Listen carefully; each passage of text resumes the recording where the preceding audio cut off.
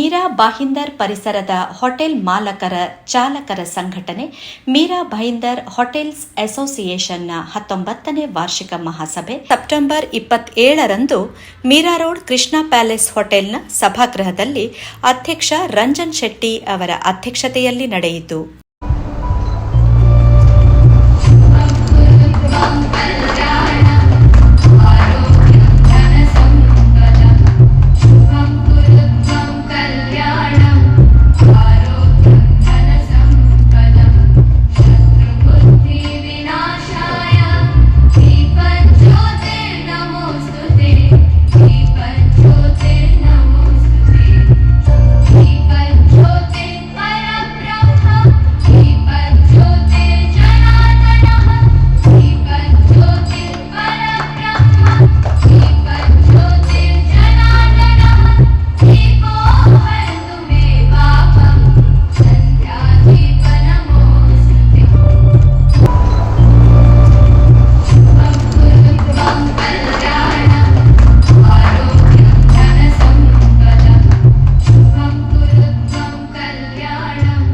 ಗೌರವ ಕಾರ್ಯದರ್ಶಿ ಪ್ರಶಾಂತ್ ಪೂಜಾರಿ ಎಲ್ಲರನ್ನು ಸ್ವಾಗತಿಸಿ ಗತ ವರ್ಷದ ಕಾರ್ಯಚಟುವಟಿಕೆಯ ವಿವರ ನೀಡಿದರು. On behalf of Meera Bhayindar Hotel Association, I am honored to welcome you to our 19th annual general meeting. It is a pleasure to see so many familiar faces, new ones joining us today. Finally, I'd like to express my gratitude to each and everyone for your continued support and commitment to our association.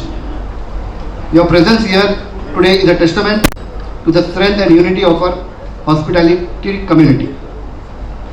As we gather here today, we celebrate another year of growth, resilience and excellence in our industry. Despite challenges, we've continued to thrive, innovate and provide exceptional experience for our guests. Today's agenda promises us to be informative, engaging with key updates on industry trends, best practices, and association initiatives. We've lined up esteemed speakers to share valuable insights.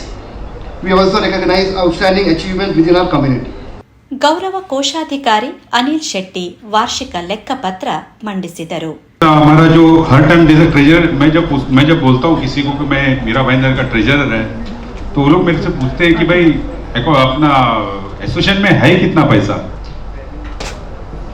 तो उसके बारे में मैं बता रहा हूँ.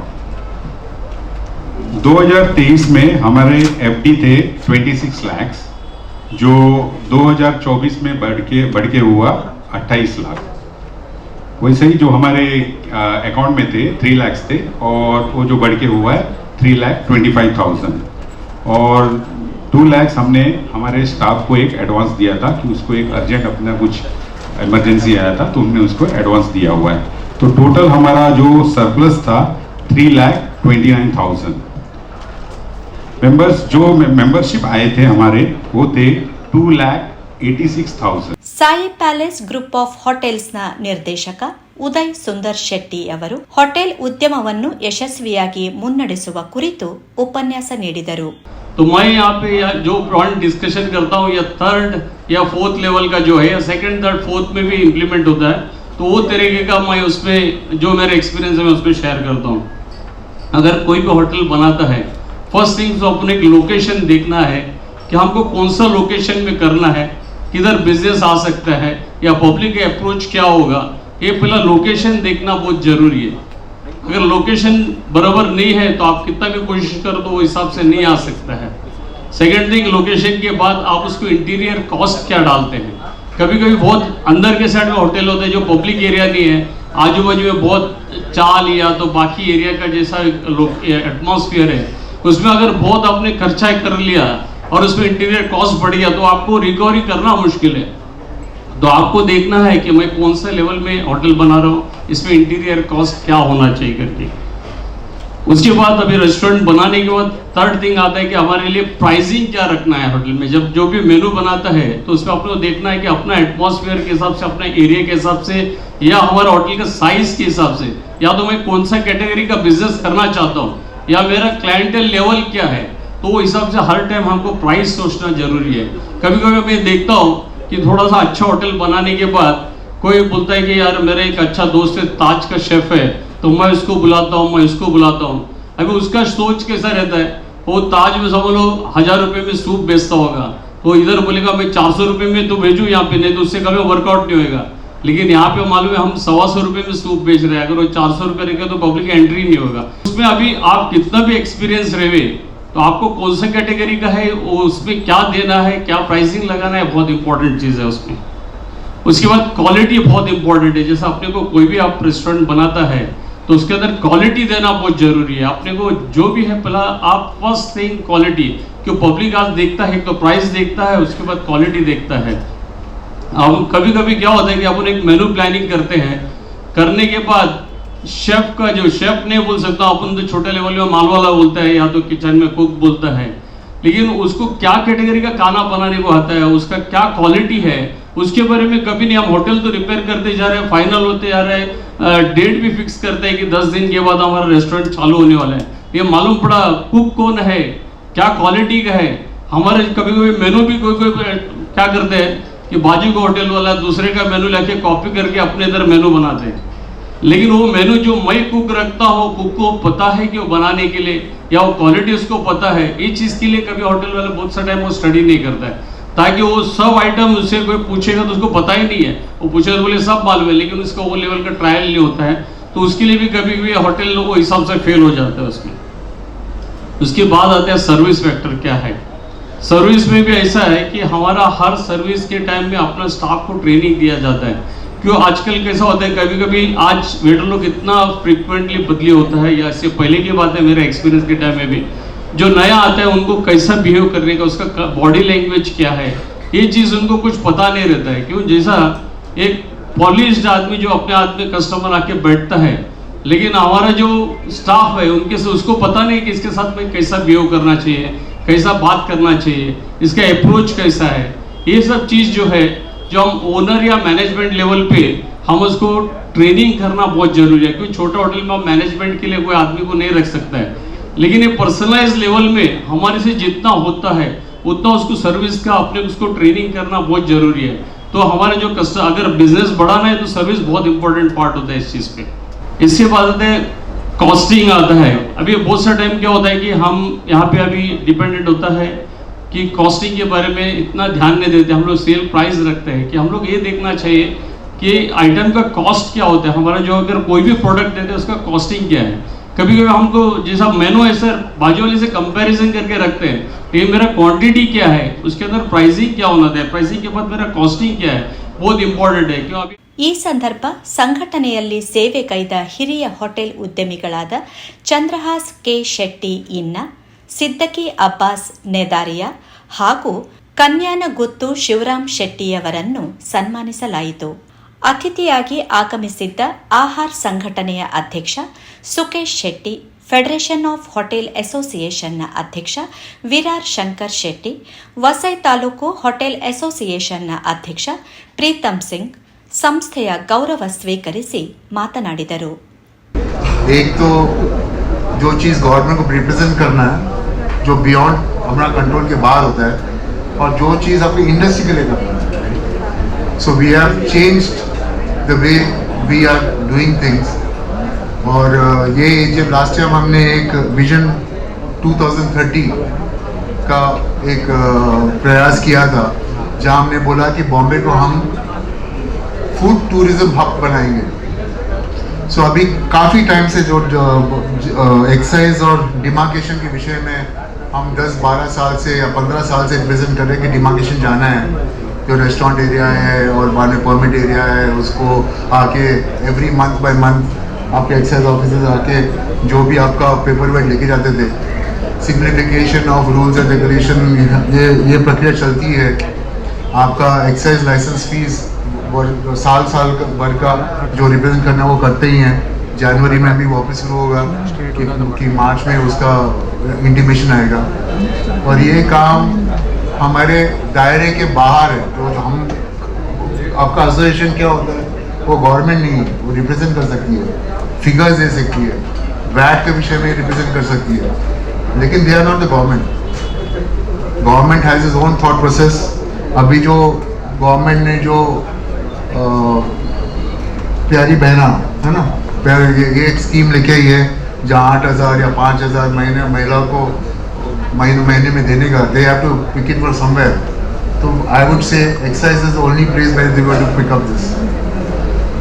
सो these things, ये जो चीज़ें हैं, जो एनुअल एक्साइज फीस होता है, एनुअल फीस होता है जो स्पेशली इन लिकर, तो this is only going to increase. As a responsible body there is a thing that the government wants, but as an body each and every restaurant also should try and upgrade their own skills and standard, so that हम लोग बाकी सब में निर्भर ना लेते हुए हमें खुद एक बड़ा एक ऑर्गेनाइजेशन हो और इससे बड़ा काम करे। ये हमारी एक आशा है, एक एसोसिएशन is trying that। और इसके अलावा मीरा भाईंदर एसोसिएशन जब भी कोई भी चीज़ में होता था, जैसे मैंने फोटोग्राफ्स देखा थे, जब भी हम डिप्टी सीएम को मिले या सीएम को मिले, रंजन अन्ना से हमारे बात होता है और रंजन अन्ना हमेशा एकदम पॉजिटिव रहते हैं। कोई भी चीज़ में हमको रिप्रेजेंट करना है तो हम करते रहेंगे।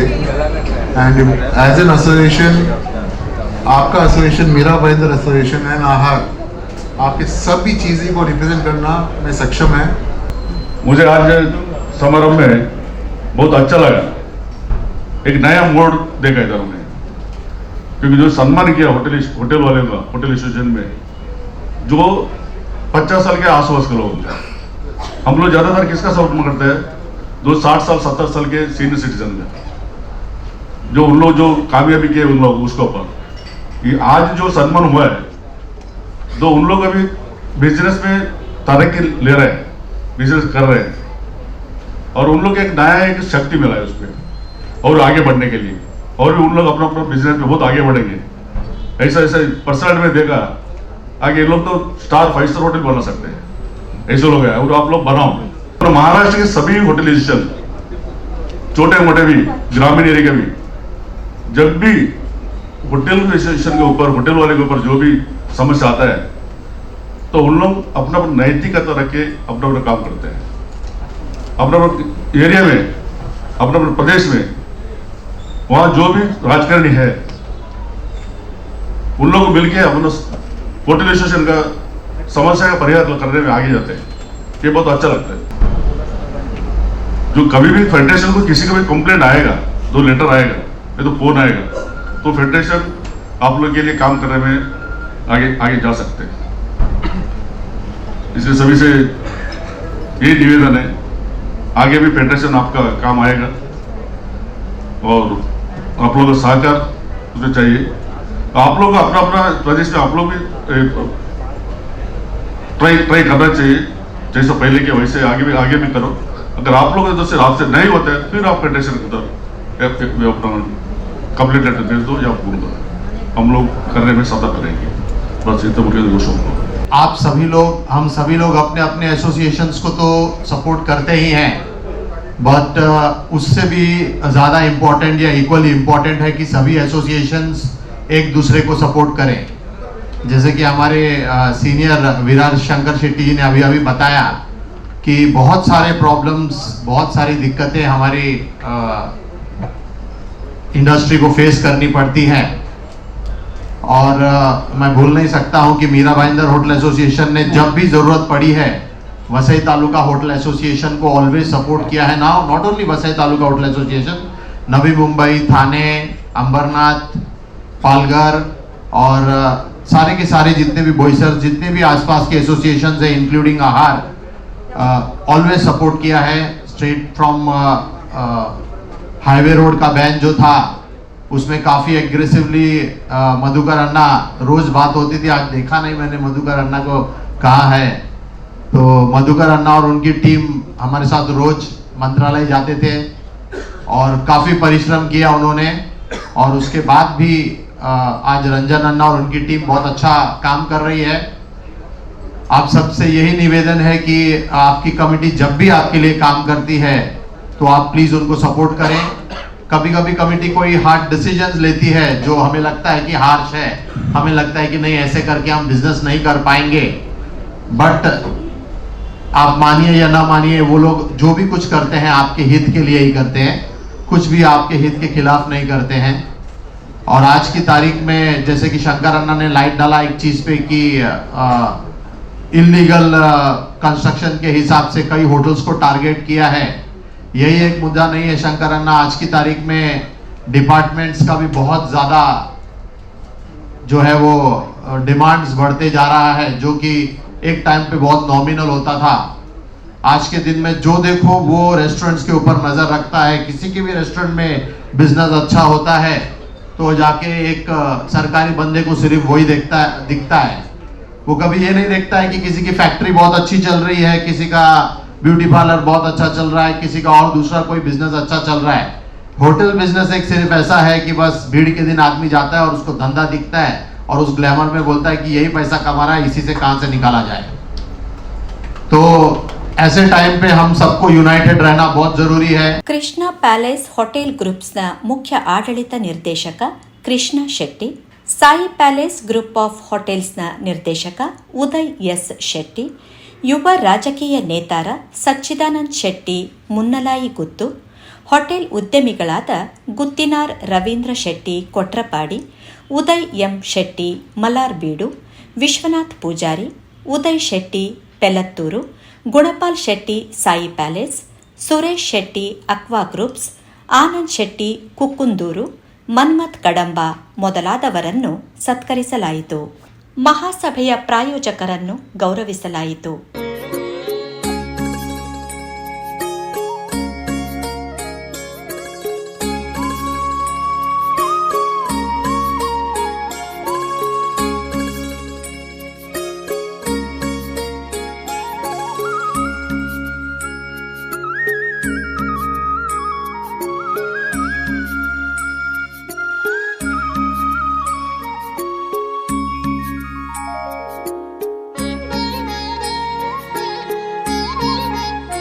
ಅಧ್ಯಕ್ಷೀಯ ಭಾಷಣ ಮಾಡಿದ ರಂಜನ್ ಶೆಟ್ಟಿ ಅವರು ಹೋಟೆಲ್ ವ್ಯವಸಾಯ ಎದುರಿಸುವ ಸಮಸ್ಯೆಗಳಿಗೆ ಪರಿಹಾರ ಕಂಡುಕೊಳ್ಳಲು ಸದಸ್ಯರ ಸಹಕಾರ, ಬೆಂಬಲ ಅಗತ್ಯ ಹಾಗೂ ವಾರ್ಷಿಕ ಮಹಾಸಭೆಗೆ ಸದಸ್ಯರು ಸಮಯಕ್ಕೆ ಸರಿಯಾಗಿ ಉಪಸ್ಥಿತರಿರುವ ಅಗತ್ಯವಿದೆ ಎಂದರು. शुरुआत शायद अपने एसोसिएशन से करूंगा। मैं एलाइड एसोसिएशन की बात करें तो बहुत कुछ प्लान्ड है कि हम आउट ऑफ मुंबई है और मुंबई वाले बहुत स्ट्रांग है, बड़े बॉडी है, हमारी बिग ब्रदर है आहर। तो हमारी कुछ प्रॉब्लम्स ऐसा है कि हमें वो स्टेप मदरली ट्रीटमेंट मिलता है एज अ सैटेलाइट टाउन, कि हम किसी भी चीज के लिए जाते हैं तो बोलते हो तो बॉम्बे में लागू, तुमको नहीं लागू है। जबकि हमारा कद अभी बढ़ गया है। हम कभी एसपी एरिया थे, नगर पालिका थे, पंचायत थे, नगर पालिका हुए, फिर कॉर्पोरेशन हुए, अब आज कमिश्नरेट है। लेकिन तब भी हमारा जो कद उतने पे रखे हैं लोग काफी कुछ मामले में। जैसे एग्जाम्पल अपना टाइमिंग के बारे में, हमारे बहुत भाई लोग हैं जिनका बहुत दिक्कत है, रात में 11:30 बजे पुलिस वाले आके खड़े हो जाते हैं। कुछ लोग ने मैनेज कर लिया है। हमारे मेंबर्स अभी देखिए फुल हो गया है हॉल, बहुत अच्छा लग रहा है देख के। लेकिन जब शुरू हुआ था, देखिए हमारे गेस्ट तो बाहर से आए हैं, उनको लेट होना है क्योंकि बाहर से है। अब हमारे घर के लोग भी बहुत आराम से आए हैं। एक रूटीन बन गया है कि साल में वो जो 3000 मेंबरशिप देते उसका वसूल करने के लिए आते लोग। हाँ, आई एम सॉरी किसी को अगर बुरा लग रहा है, लेकिन ये फैक्ट है। एक एजीएम हम लोग साल में एक बार रखते हैं। अगर लोग इतना टाइम निकाल के एक शाम निकाल के नहीं आ सकते ये सुनने के लिए कि क्या हो रहा है, क्या चल रहा है, साल भर में किया क्या हम लोग ने। किसी हमारे एक मेंबर ने बोला था कि हमको पगार मिलता है, हम लोग क्यों दौड़ धूप करें। एक किसी को पोजीशन देने से ये वो बोलते ना वो क्राउन ऑफ थॉर्न्स, वो कांटे का अपने किसी को पहना दिया और समझते हैं कि वो कोलू की बैल की तरह भागते रहेगा और आप घर बैठ के अपना या दुकान में बैठ के अपना धंधा करेंगे, तो ऐसा नहीं चलेगा ना। एसोसिएशन उतना ही स्ट्रांग है जितने मेंबर्स उनके साथ में होंगे। मेंबर्स का अगर साथ होगा तो एसोसिएशन स्ट्रांग होगा। अगर एसोसिएशन आज कोई कॉल देता है और हर मेंबर उसका साथ देगा तो ही एसोसिएशन माना जाएगा। और अगर आप समझते हैं कि आपका 3,000 रुपया घर से भेज के आपको लगता है कि इधर कोई जादू हम लोग तो ना करेंगे, तो ऐसा नहीं होगा। एक रिक्वेस्ट करता हूं, आज मैं हूं पद पे, कल नहीं भी रहूंगा, बट एक एजीएम बुलाते हैं तो सिर्फ खाना खाने के लिए मत आइए प्लीज।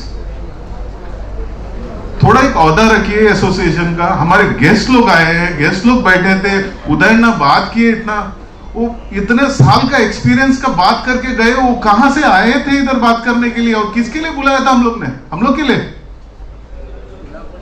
वो मंच में खड़े होके बोल के गए कि बुरा लगा उनको, बोले कि कोई नहीं आया। अब इससे अगर शर्म नहीं आएगा तो आपको किससे आएगा मेरे को पता। सर थोड़ा इतना साल निकल गया, अब ये एसोसिएशन को भी थोड़ा चेंज होने दीजिए। आप चेंज करिए, आप लोग चेंज करिए ना। हर आदमी बैठ के बोल सकते हैं ये लोग क्या कर रहे हैं। कोई बोलता है इतना खर्चा कर दिया, क्या कर दिया। अब किसके लिए कर रहे हैं? हम लोग को कोई इसमें ये मिलता है कि आप लोग को एक दिन हम गेट टुगेदर भी करते हैं, लेकिन गेट टुगेदर के साथ थोड़ा काम भी होना चाहिए। हम सोच रहे थे कोई और वैल्यू एडिशन करेंगे, कोई और स्पीकर को बुलाएंगे, उदय ना आए, अपने मर्जी से आए होनरेबली, हम कुछ और सोच रहे थे करने का। लेकिन ये सब करके फायदा क्या जब आप लोग आएंगे अपने टाइम से? तो साल में एक बार भी नहीं आ सकते हैं। एसोसिएशन को अगर स्ट्रांग बनाना है, अगर आपका मुद्दों को आपको क्लियर करना है, इश्यूज को वर्कआउट करना है, मंत्री लोग से काम करा के लेने का है या आपके ब्यूरोक्रेट से काम करा के लेना है, अपने को एकजुट होकर चलना है। अगर हमें कोई प्रॉब्लम आता है तो ये नहीं समझो कि एसोसिएशन का जो कमेटी वाले हैं 5-10 दिन जाएंगे और काम करेंगे, ऐसा नहीं होगा।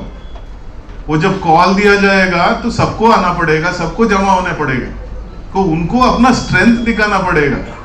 हम 4 लोग जाते उधर गुच्चा गुच्चा दे के 4 बात करते, वो लोग भी सुन के उधर से उधर रफा दफा कर देते। उनको पता है कि कुछ होने वाला नहीं है। वो बोलते हैं ना, जब तक बच्चा रोता नहीं है माँ भी दूध नहीं पिलाती है। तो अपने को जब मुद्दे पे अपने को कोई फाइट करना होगा तो अपने को एक साथ में अपना स्ट्रेंथ दिखाना जरूरी है।